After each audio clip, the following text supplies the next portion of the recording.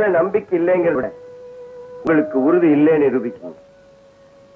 என்கிட்ட உறுதி இல்லாம இருக்கலாம், ஆனா உங்க மேல நம்பிக்கை இருக்கு.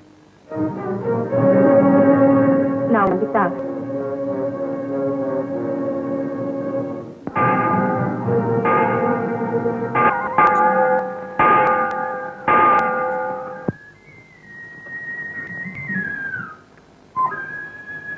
அடடே, கோயில சாத்த போறாங்க, சீக்கிரமா போயிட்டு வந்துருங்க.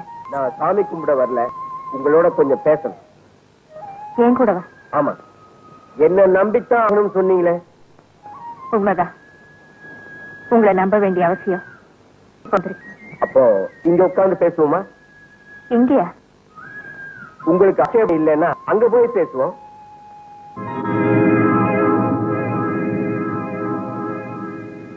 என்ன பேசாம இருக்கீங்க?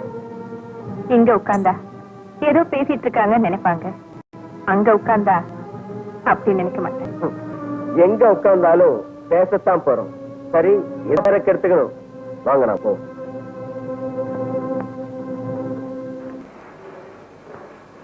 வீட்டுல பேசலாம் சொல்லிட்டு இங்க கூட்டு வந்திருக்கீங்க. இதுவும் எனக்கு சொந்தமானதுதான். எனக்கு சந்தோஷம் வேணுங்கிற போதெல்லாம் நான் இங்கதான் வருவேன். ஐ மீன், மனசுல இருக்க சும்மா இறங்கினாலே சந்தோஷம் தானே. என் கஷ்டங்களை எல்லாம் நான் இங்கதான் கண்ணீரால கற்றுக்கிறேன். உங்க கண்ணீரால கஷ்டம் குறையலாம், நிவர்த்தி ஆயிடாது. நிவர்த்தி ஆயிடுங்கிற நம்பிக்கை இப்ப எனக்கு வந்திருக்கு. உங்ககிட்ட ஒண்ணு சொல்ல நினைக்கிறேன், தப்பா நினைக்க மாட்டீங்க? சொல்லலைன்னா தப்பா நினைப்பேன். என்ன பத்தி நீங்க என்ன நினைக்கிறீங்க? என்ன பத்தினா? கணவனை பிரிஞ்சு இத்தனை வருஷமா வாழ்ந்துட்டு இருக்கேனே, இந்த வாழ்க்கைய பத்தி.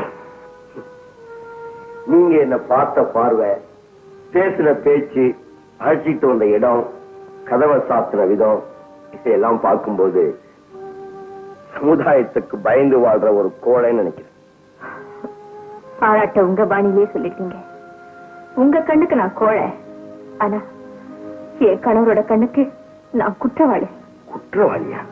ஆமா, வைரத்தை இரும்பு பெட்டியிலையும் நம்பிக்கை யோகியம் கிட்டையும் வெயின்னு சொல்லுவாங்க. நான் அவரை நம்பின குற்றம் இந்த நிலைமைக்கு ஆளாயிட்டேன். நான் அவரை சந்திக்கும் போது இப்ப இருக்க இந்த குடும்ப சொத்து அப்ப கோர்ட்ல இருந்தது. வழக்கு முடிகிற வரைக்கும் என் வாழ்க்கை நடத்துறதுக்காக நான் வீதியில நின்னேன். அப்போ